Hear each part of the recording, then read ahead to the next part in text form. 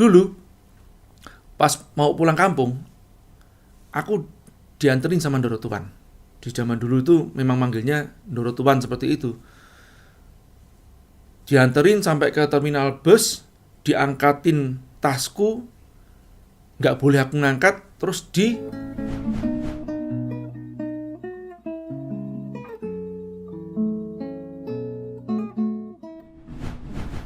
kami keluarga besar memiliki 2 orang pembantu rumah tangga, tapi sebetulnya tidak dianggap sebagai seorang pembantu. Mereka berdua tinggal bersama kita.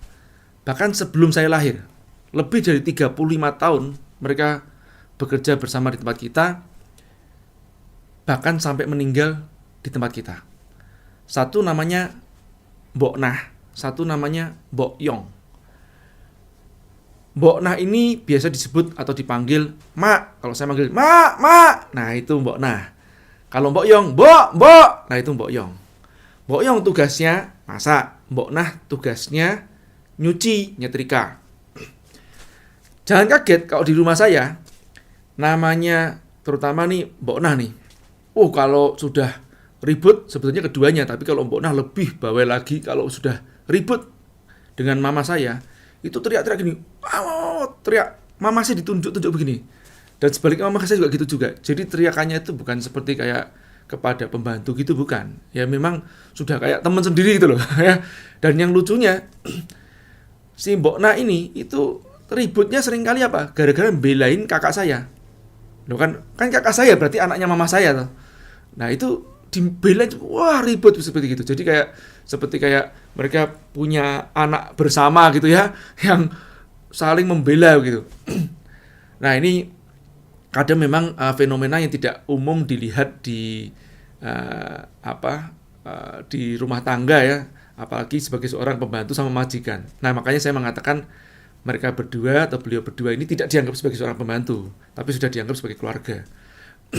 Kalau si Mbok Nah ini punya duit ya sering juga masakin buat kita-kita. Terus jarang kalau bilang pulang kamu jarang, karena memang mereka kan sudah berdua, sudah janda, sudah lama kan. Nah ini adalah kisahnya nih. Suatu saat saya tanya sama Mbok Nah, saya ini orangnya kritis banget ya teman-teman ya. Jadi nyeplosnya tuh kelewatan banget. Saat itu mungkin saya kira-kira STM ya. Saya tanya kepada Mbok Nah seperti ini, Mak, kan Mbok Nah panggilannya Mak, Mbok Yong panggilannya Mbok. Mak ini, tapi pakai bahasa Jawa nih ya teman-temannya. Mak ini kok ribut terus sama mama, tapi kok masih betah tuh loh kerja di sini, saya bilang gitu.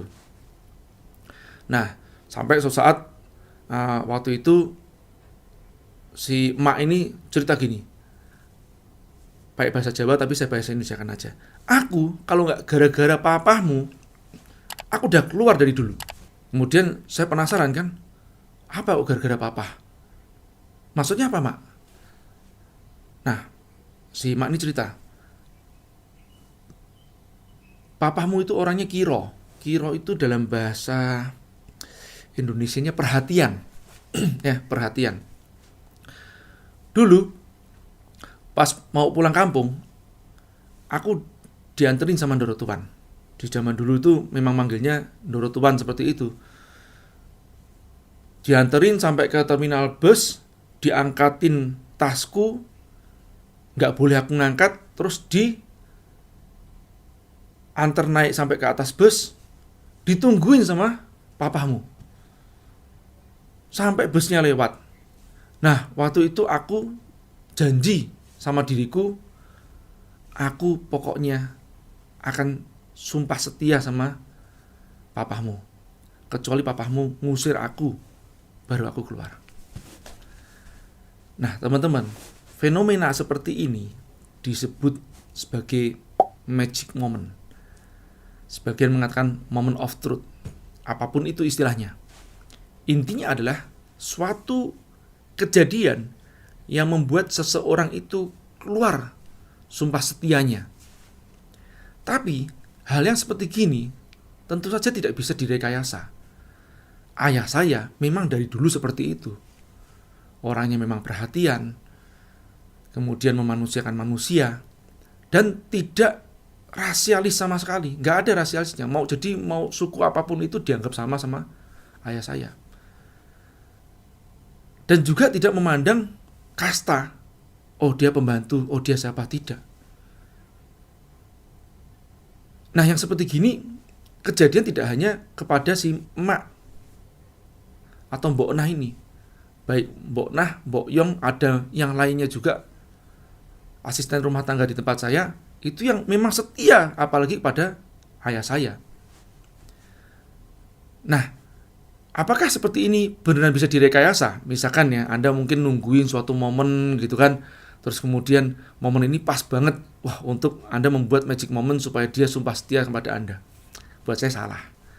Hal ini dilakukan dari hal yang kecil-kecil, yang pada saat itu magic momentnya itu hanya suatu kejadian yang menjadi tippingnya, alias menjadi kejadian yang seolah kayak bang, keluar sumpahnya. Tapi sudah ada kejadian yang kecil-kecil yang kita tidak tahu di belakangnya, yang mungkin juga kita, kalau kita sebagai pelaksananya, kita nggak sadar kalau kita melakukan hal itu. Misalkan mungkin kecil buat kita pada saat itu menanyakan kepada tim kita, kamu kenapa mukamu kok kayak kusut cemberut gitu? Oh iya, nah nggak apa-apa mas, nggak apa-apa kok, kamu kok apa cemberut gitu, ya keluar yuk makan. Nah diajak makan, terus tanya, ini masalah bisnis atau kerjaan atau masalah pribadi? Pribadi mas. Kalau masalah pribadi ya sudah, aku nggak berani ngomong, tapi kalau mau cerita atau butuh bantuanku, anytime. Nah kemudian dia mulai cerita, boleh mas? Ya boleh lah, kalau memang bukan rahasia, ya mas aku mau minta pendapatnya mas. Nah mungkin hal yang seperti ini mungkin kecil sifatnya, dan mungkin bagi kita juga lewat begitu saja, kita bisa jadi lupa. Tapi hal yang seperti ini bisa jadi moment of truth-nya mereka atau magic moment-nya mereka. Paham ya teman-teman ya? Mungkin kita pun juga nggak sengaja pernah terucap sumpah setia di dalam hati kita nih. Kita juga nggak ngomong langsung aku akan setia sama kamu, nggak ngomong begitu. Tapi mungkin di dalam hati kita, tak titeni, kan begitu. Tahu nggak tak titeni? Aku tandain kamu, kan begitu. Nah jadi yang seperti ini kadang-kadang keluar dengan spontan.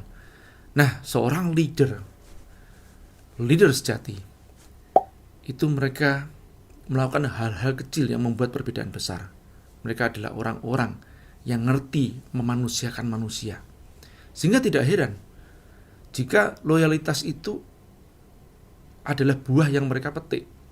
Makanya kalau teman-teman sering tanya begini, Mas C, gimana caranya menumbuhkan loyalitas di karyawanku?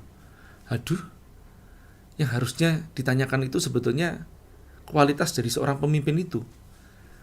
Begitu dia menanyakan masalah gimana caranya menumbuhkan loyalitas, saya sering menjawabnya cuma seperti ini. Loyalitas itu adalah buah yang kamu petik atau yang mungkin jatuh dikarenakan apa? Yang sudah lama Anda tanam dan Anda diamkan, dalam artian disirami, dipupuk, tapi tidak Anda petik terus jatuh sendiri begitu loh, dan mendatangi diri Anda. Nah, saya juga sedang belajar memaknai leadership itu seperti apa. Saya sendiri sangat takut ya kalau disuruh mengajar tentang masalah leadership, karena buat saya leadership ini adalah sesuatu yang berat untuk diajarkan, karena berat untuk diamalkan. Semoga bermanfaat.